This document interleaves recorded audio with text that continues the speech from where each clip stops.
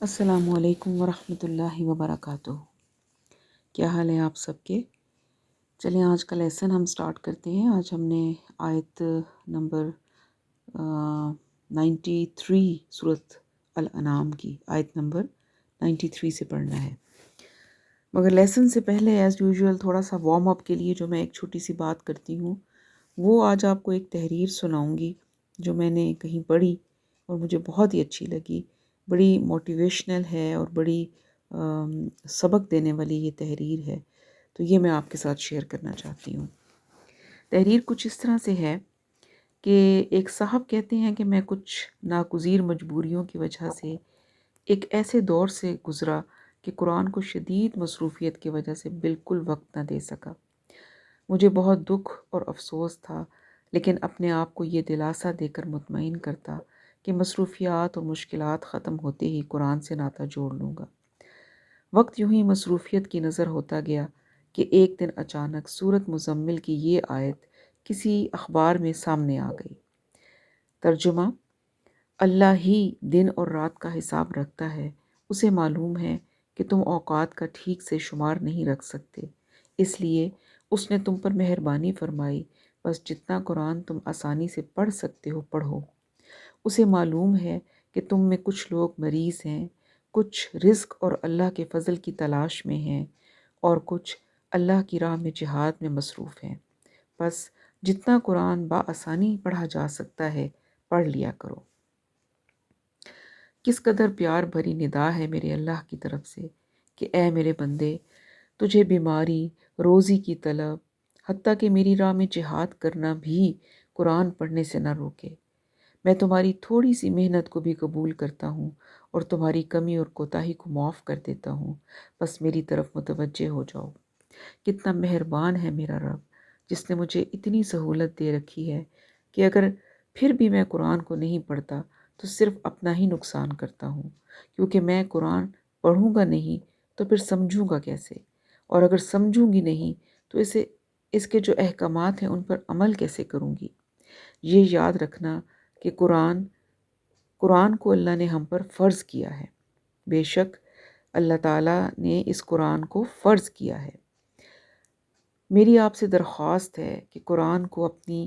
Daily routine میں شامل کریں اور روزانہ کم از کم ایک رکوع تو ترجمے کے ساتھ سمجھ کر لازمی پڑھیں،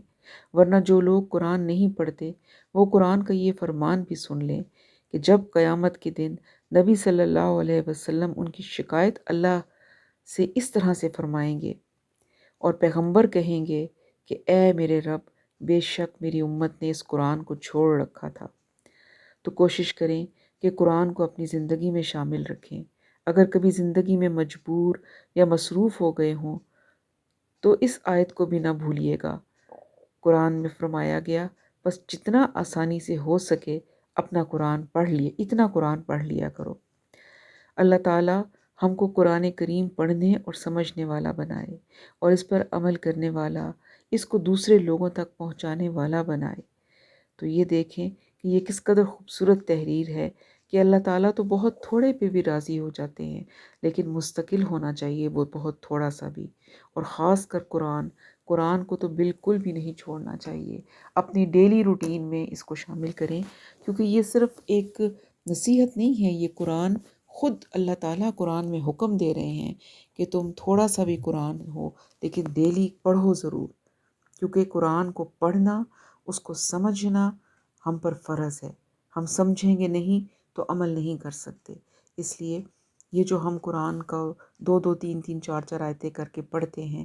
اس کو غنیمت جانیں۔ اللہ تعالیٰ نے ہمیں اس کی توفیق دی ہے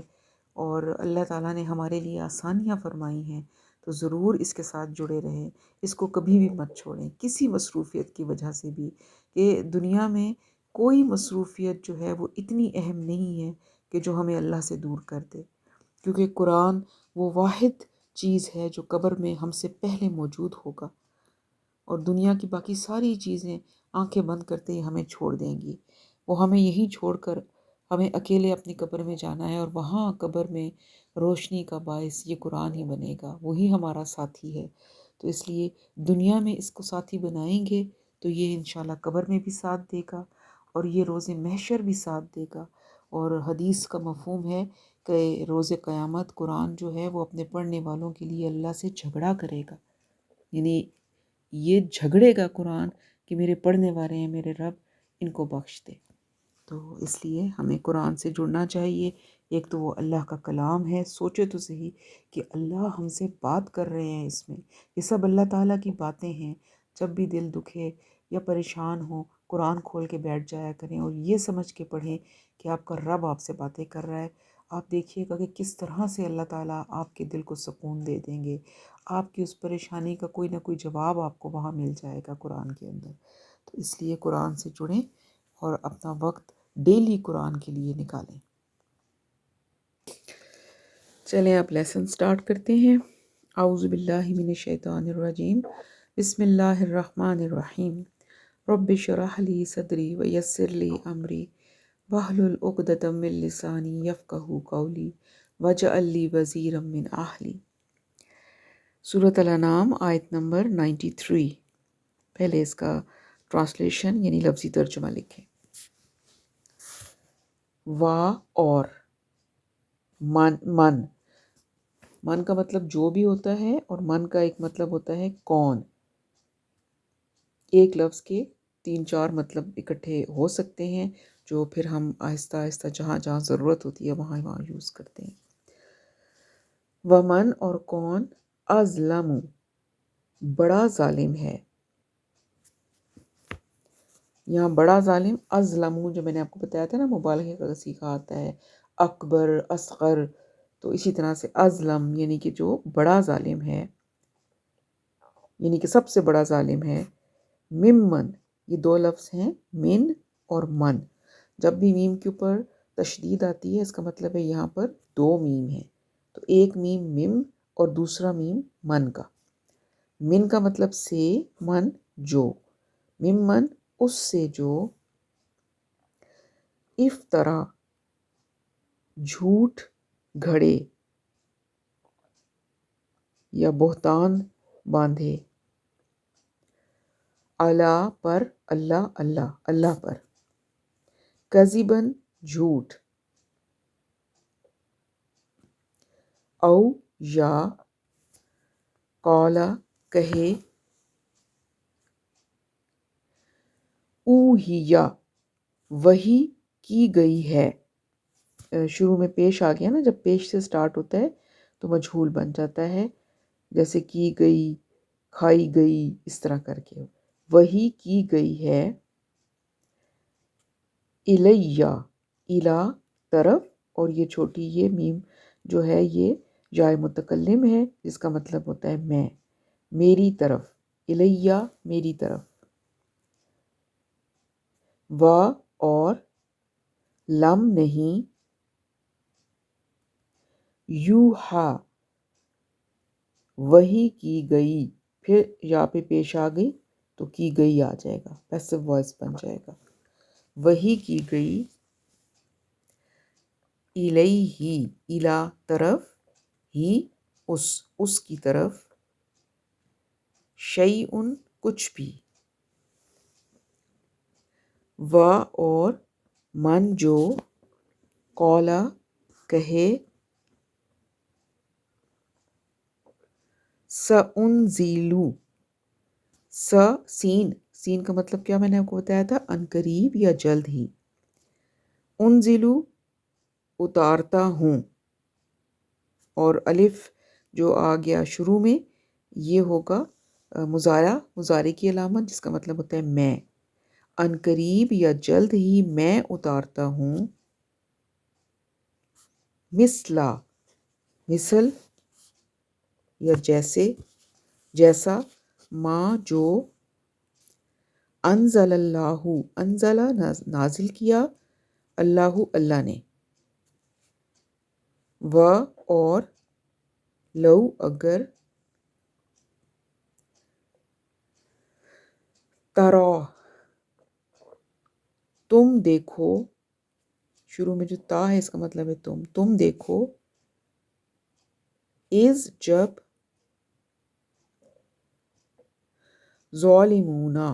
ظالم، فی میں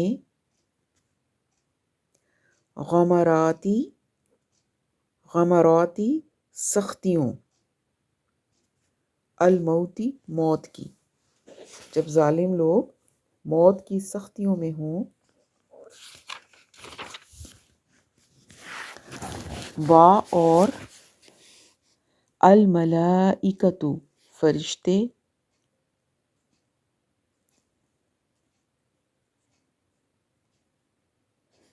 باسطو پھیلائے ہوئے ہوں، ایدیہم ایدی ہاتھ، ہم اپنے اپنے ہاتھ، فرشتے اپنے ہاتھ پھیلائے ہوئے ہوں اور کیا کہیں؟ اخرجو نکالو، خارج کرو، نکالو، انفسکم انفسا جانے، کم اپنی اپنی جانیں، الیوم آج کے دن، یہ ال آ گیا نا، تو ال جب کسی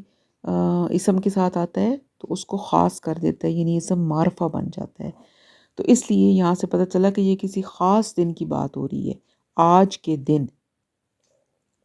تجزونا،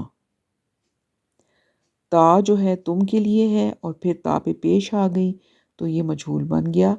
تمہیں بدلہ یا جزا دیا جائے گا، آج کے دن تمہیں بدلہ دیا جائے گا یا جزا دی جائے گی، عذاب، الہون ذلت والا،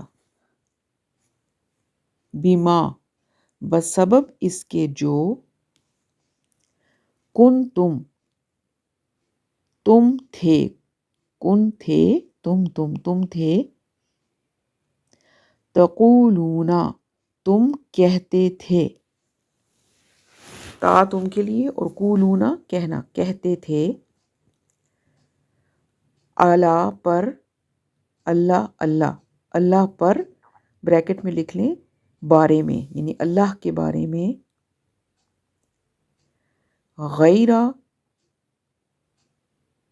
غیر الحق یعنی جھوٹ، بغیر حق، تو جو حق نہیں ہے وہ جھوٹ ہے، نہیں، غیر کا مطلب نہیں بھی ہوتا ہے،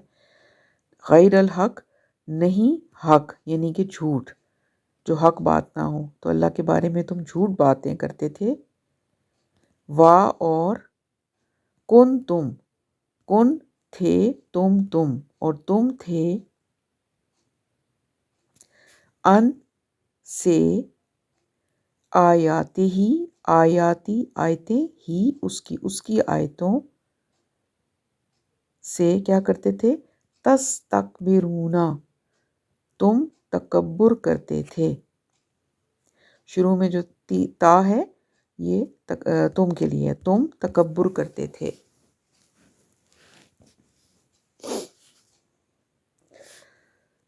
اور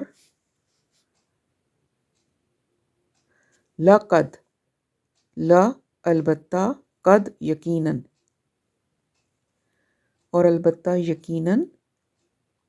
جئتمونا آ گئے تم، نون زبر الف نا، ہمارے پاس، آ گئے تم ہمارے پاس، فرادا فردن اکیلے ایک ایک کر کے، کما جیسے، خلقناکم خلق پیدا کیا، نون کے اوپر کھڑی زبر ہم نے، کم تمہیں، جیسے ہم نے پیدا کیا ہم نے تمہیں، اولا پہلی، مرتن پہلی بار، اور ترک چھوڑ آئے تم اور چھوڑ آئے تم، ما جو، خولناکم، خول دیا تھا، نون پہ کھڑی زبر ہم نے، کم تمہیں، دیا تھا ہم نے تمہیں. یہ اس خول کا مطلب دیا تھا ایگزیکٹلی نہیں ہے، لیکن یہاں پر چونکہ ہم نے اس کو میں سمجھانے کے لیے تاکہ ہمارے وہ جو با محاورہ بھی سمجھ آتا رہے اس لیے یہ اس کا بتایا جا رہا ہے. خولناکم، ہم نے دیا تھا تمہیں، وراء پیچھے، ظہورکم ظہور پیٹھ، کم اپنی پیٹھ، اپنی پیٹھ کے پیچھے، یعنی تم جو کچھ ہم نے دیا تھا وہ پیچھے چھوڑ آئے.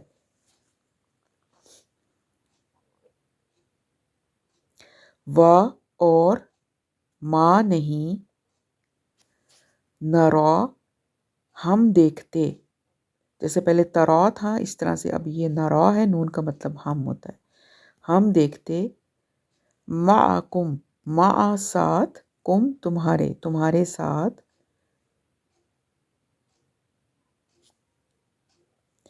شفعاءکم شفعاء سفارش کرنے والے، سفارشی، کم تمہارے سفارشی، یعنی اب تمہارے سفارشی تمہارے ساتھ نظر نہیں آ رہے. کون سے سفارشی؟ الذین وہ جو، یا وہ جن پر، زعمتم گمان کرتے تھے تم گمان کرتے تھے تم، کیا گمان کرتے تھے؟ انا یہ کہ، ہم وہ، فی میں، کم تم میں، شرکاء شریک ہیں، یعنی کہ وہ تمہارے ساتھ ہیں، تمہارے ساتھی ہیں، ساتھ رہنے والے ہیں. لقد لام البتہ، قد یقیناً، تقطع کٹ گئی یا قطع ہو گیا. کیا قطع ہو گیا؟ رشتہ، بریکٹ میں رشتہ لکھ لیں. بینکم بین درمیان، کم تمہارے درمیان، جو رشتہ تھا دنیا میں وہ کٹ گیا، ختم ہو گیا. اور ضل گم ہو گئے یا جاتے رہے، ان سے، کم تم سے، ما جو، کن تھے تم تھے،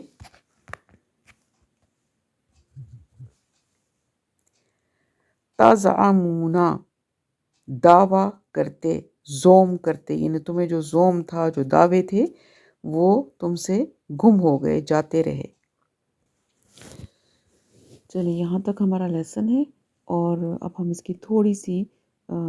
تفسیر یعنی ڈیٹیل سمجھیں گے تاکہ آیتیں جو ہیں وہ ہماری سمجھ میں آ جائیں مختصر سی. اور پھر میں آپ کو یہ واضح کر دوں کہ میں جو بھی بات کرتی ہوں وہ تفاسیر سے پڑھ کر، جو مستند تفاسیر ہیں جیسے کہ مولانا مودودی صاحب ہیں اور تیسیر القرآن ہیں، ڈاکٹر اسرار احمد ہیں، ان کی تفاسیر ہیں، تو یہ تمام تفاسیر کو سننے کے بعد وہیں سے بات لے کر آپ کو بتاتی ہوں، اپنے پاس سے کچھ نہیں بتاتی کہ میری ہستی تو خیر اس قابل ہی نہیں ہے، لہٰذا جو بھی بات میں کرتی ہوں وہ تفاسیر اور اسکالرز اور علماء کی باتیں ہیں. اچھا جی، اب ہم نے کہاں سے پڑھا؟ آیت تھی ہماری آیت نمبر 93، یہاں سے ہم نے شروع کیا تھا. اللہ تعالیٰ فرماتے ہیں کہ اس شخص سے بڑھ کر ظالم کون ہو سکتا ہے جس نے اللہ پر بہتان باندھا، یا جس نے کہا کہ میری طرف وحی کی گئی ہے حالانکہ اس کی طرف کچھ بھی وحی نہ کی گئی ہو، یا جو کہتا ہے کہ میں بھی ایسی چیز نازل کر سکتا ہوں جو اللہ نے نازل کی ہے. تو یہ یہاں پر جو ہے سب سے زیادہ ظالم یعنی ظلم کرنے والے کے بارے میں بات کی جا رہی ہے، یعنی ظالموں کی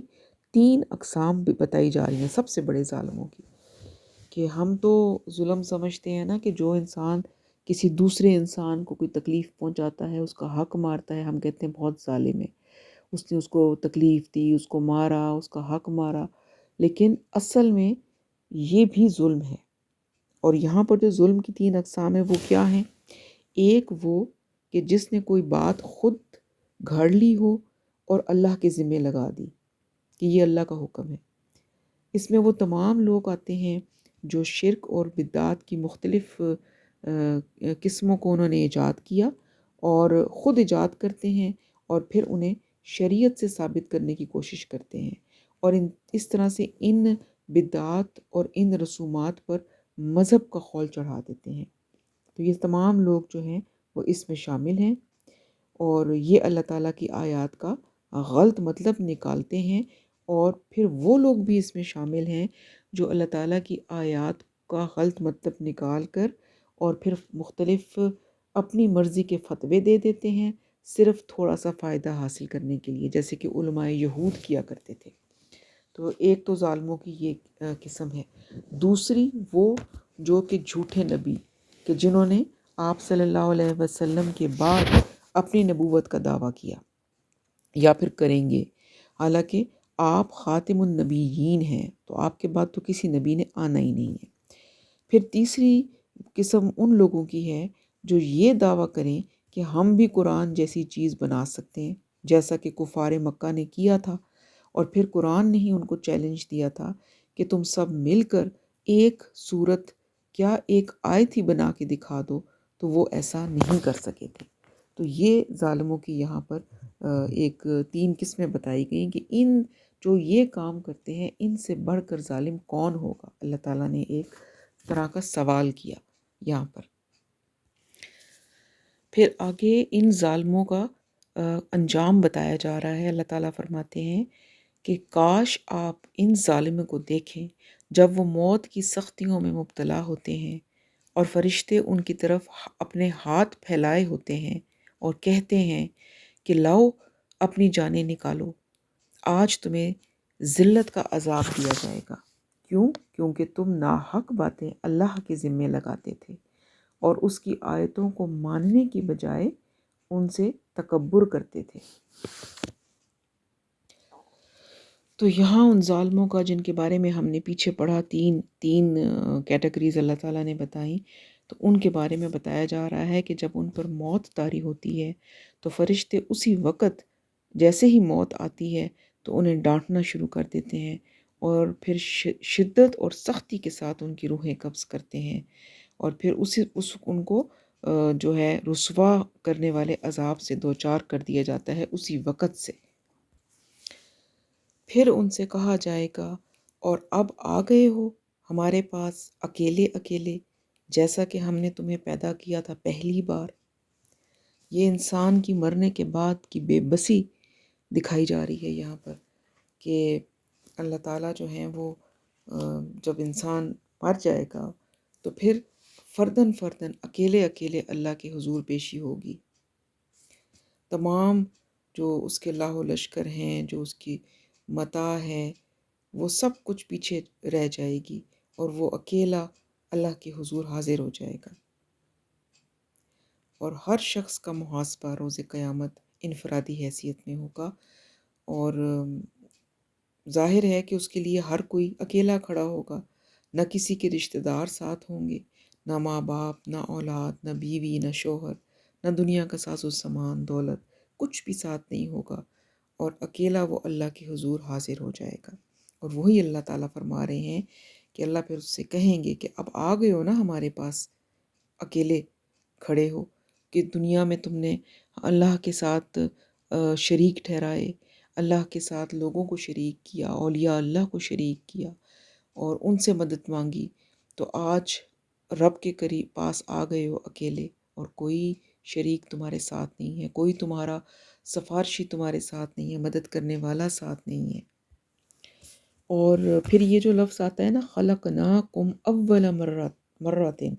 یعنی جیسا کہ ہم نے تمہیں پیدا کیا تھا پہلی بار۔ تو انسان 2 مرتبہ اکیلا تھا، ایک جب قیامت والے دن اللہ کے حضور پیش ہوگا تو اکیلے اسے یہ پیشی بھگتنی پڑے گی، اس کے ساتھ کوئی نہیں ہوگا، اور ایک وہ وقت کہ جب وہ انسان پیدا کیا گیا تھا، جب اس کی روح بنائی گئی تھی۔ وہ ہم نے سورۃ بقرہ میں شروع سپارے میں پڑھا ہے کہ جب اللہ تعالیٰ نے تمام لوگوں کی ارواح جو تھیں وہ بنائی تھیں اکٹھی، اور پھر ان سے عہد لیا تھا، جسے عہد الست کہا جاتا ہے، کہ اللہ نے ان سے پوچھا تھا الست بربکم، کہ کیا میں تمہارا رب نہیں ہوں؟ تو سب ارواح نے کہا تھا بلا، کیوں نہیں۔ تو عالم ارواح میں وہ تمام جو روحیں تھیں وہ اکیلی تھیں، یعنی ان کا کوئی رشتہ نہیں تھا، وہ ان کے ساتھ کوئی ماں باپ بہن بھائی کچھ نہیں تھے، وہ اکیلی اکیلی روحیں تھیں۔ پھر جب وہ ارواح زمین پر آئیں، اس میں یہاں پر اللہ تعالیٰ نے ایک جسم میں ڈال کر اس روح کو زمین پہ بھیجا، اور پھر وہ رشتے بنے، کسی جو رشتے ہمارے ہیں، ماں باپ بہن بھائی اور سارے رشتے ناتے، تو وہ رشتے ناتے اس دنیا میں ہمارے ساتھ، دنیا کے سفر میں ہمارے ساتھ چلتے ہیں۔ لیکن جب ہم دنیا میں آئے تھے تو کوئی رشتہ نہیں تھا اس سے پہلے، جب دنیا سے ہم جائیں گے اللہ کے حضور تب بھی کوئی رشتہ نہیں ہوگا، تب بھی اکیلے اللہ کے حضور ہماری پیشی ہونی ہے۔ پھر آگے فرمایا، ہاں جب اللہ کے حضور سب اکیلے اکیلے پیش ہوں گے تو اللہ تعالیٰ فرمائیں گے،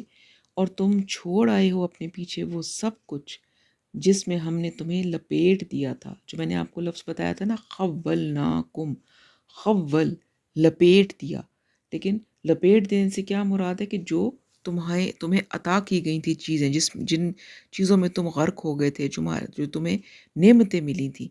تو اللہ تعالیٰ فرماتے ہیں کہ وہ سب چیزیں جو ہم نے تمہیں دی تھیں، جس میں ہم نے تمہیں لپیٹا تھا، وہ تو تم سب کچھ پیچھے چھوڑ آئے ہو۔ اب لپیٹنے کو اگر ہم غور کریں تو اسکالرز کہتے ہیں کہ اصل میں انسان کی جو مین جو چیز ہے وہ روح ہے، جو روح عالم ارواح میں تھی۔ جب وہ روح زمین پر آئی، پہلا غلاف جس میں وہ لپٹی وہ اس کا جسم تھا، پھر اس کے اوپر کپڑے آئے، پھر کپڑوں کے اوپر مکان کا غلاف آیا، پھر اور دنیا کی مختلف اشیاء جو اس کے استعمال میں تھیں، تو وہ تمام اللہ تعالیٰ نے جو اس کو نعمتیں اور چیزیں دی تھیں طرح طرح کی، وہ مادی اشیاء اور دنیا کا ساز و سامان سب کچھ اس میں شامل ہے۔ تو اللہ تعالیٰ فرماتے ہیں کہ قیامت کے دن ارشاد ہوگا کہ آج تم ہمارے پاس اکیلے حاضر ہو گئے ہو، دنیا کی تمام چیزیں اپنے پیچھے چھوڑ آئے ہو، وہ مادی غلاف جس میں تم لپٹے ہوئے تھے وہ تمام کے تمام جو ہیں وہ پیچھے چھوڑ آئے ہو دنیا میں، اور اسی حالت میں واپس آ گئے ہو جیسے تمہیں پیدا کیا گیا تھا۔ فرق صرف یہ ہے کہ ایک جسم کے ساتھ آئے ہو، اس وقت جسم نہیں تھا۔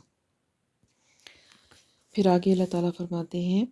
کہ ہم نہیں دیکھ رہے تمہارے ساتھ تمہارے وہ سفارشی جن کے بارے میں تمہیں زوم تھا کہ وہ تمہارے معاملات میں شریک ہیں۔ یعنی آپ امیجن کریں کہ ایک انسان اکیلا اللہ کی عدالت میں کھڑا ہے، اس کے ساتھ کچھ بھی نہیں ہے، سب سامان مال و متاع رشتے سب پیچھے چھوٹ گئے، اور اللہ تعالیٰ اس سے سوال کر رہے ہیں پھر، اور پوچھ رہے ہیں کہ آ گئے ہو آج ہمارے پاس، اور کہاں ہیں وہ تمہارے سارے شریک جن کو تم میرے ساتھ شریک ٹھہراتے تھے، اور تمہیں بڑا زوم تھا کہ تمہیں وہ بچا لیں گے، وہ کہاں ہیں تمہارے سارے وہ شریک؟ اور ان مجرم لوگوں کو جن کے بارے میں تم زوم کرتے تھے کہ قیامت کے دن شفاعت کریں گے، اور وہ سب کہاں گئے؟ اور وہ تو اس روز اعلان برات کر دیں گے ان سے، وہ تو کہیں گے ہم نے تو ایسا کچھ نہیں کہا۔ جو لوگوں نے انبیاء سے، ملائکہ سے، اولیاء اللہ سے امیدیں لگا رکھی ہیں کہ اس روز وہ ان کی مدد کریں گے اور ان کو بچا لیں گے جہنم کے عذاب سے، تو اس روز تو کوئی بھی پاس نہیں ہوگا، اور اگر ہوں گے بھی صحیح تو وہ یہی کہیں گے کہ ہم نے تو ایسا کچھ کہا ہی نہیں ان کو، اور نہ ہی ہم نے کوئی ان کو ایسی امیدیں دلائی تھیں۔ تو آگے فرمایا کہ اللہ کہتے ہیں اب تمہارے مابین سارے رشتے ٹوٹ چکے، کہ وہ سارے جو رشتے تھے جو تم نے بنا رکھے تھے وہ سب ختم ہو گئے، اور وہ سب چیزیں تم سے گم ہو گئیں جن کا تم زوم کرتے تھے۔ یعنی آج ان ہستیوں میں سے کوئی تمہارے ساتھ نظر نہیں آ رہا جن کی سفارش کی امید کے سہارے تم گناہ کرتے رہے اور اللہ کی نافرمانی کرتے رہے، تو تمہیں امید تھی کہ یہ سب کچھ کرنے کے باوجود یہ ہمیں بچا لیں گے، جیسے کہ آج ہم کہتے ہیں کہ ہم امت ہیں نبی صلی اللہ علیہ وسلم کی، اور آپ صلی اللہ علیہ وسلم اپنی امتیوں کو بچا لیں گے، تو ایسا نہیں ہے۔ اگر کوئی غلط کام کرتا ہے، اللہ کی نافرمانی کرتا ہے، تو آپ سوچیں، تھوڑی سوچنے کی بات ہے کہ اللہ کا نافرمان، اس کو نبی صلی اللہ علیہ وسلم کہیں گے کہ اللہ آپ اس کو معاف کر دیں، چھوڑ دیں؟ ایسا تو نہیں ہو سکتا۔ آپ نے تو اپنی زندگی لگا دی لوگوں کو سیدھے راستے پہ لانے کے لیے، ان کو اللہ کی نافرمانیوں سے روکنے کے لیے۔ اور کیوں لگائی؟ اسی لیے کہ آپ کو معلوم تھا کہ اس روز کوئی کام نہیں آئے گا۔ اپنی بیٹی سے بھی آپ نے کیا کہا تھا، حضرت فاطمہ سے، کہ میں تمہارے اس روز کچھ کام نہیں آؤں گا، دنیا میں مجھ سے جو کچھ لینا ہے لے لو۔ تو اس لیے یہاں پر یہ بہت اللہ تعالیٰ معاف کرے، ڈر لگ رہا ہے اس کو، ایک آنکھوں دیکھا حال اللہ بتا رہے ہیں۔ اور اس طرح کا یہ ہے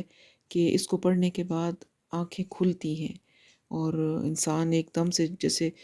جھنجھوڑنے والی بات ہے کہ اس روز پھر تم جاؤ گے اور تم اکیلے ہو جاؤ گے، اور تمہارے پاس کوئی نہیں ہوگا۔ تو سب کچھ تو اللہ تعالیٰ نے یہاں بتا دیا کہ آگے ایسا ایسا ہونا ہے۔ تو کیوں یہ سارا نقشہ کھینچا جا رہا ہے؟ اللہ تعالیٰ یہ تو نہیں چاہ رہے کہ یہ کر کے اللہ بہت خوش ہوں گے، وہ اس لیے بتایا جا رہا ہے کہ تم آج سنبھل جاؤ، آج تمہارے پاس وقت ہے، آپ کے میرے پاس وقت ہے، تو آج ہم سنبھل جائیں اور اپنے زندگی کو سیدھے رستے پر لے آئیں، اور نیک اعمال کی طرف آ جائیں، اور اللہ کی نافرمانیوں کو چھوڑ کر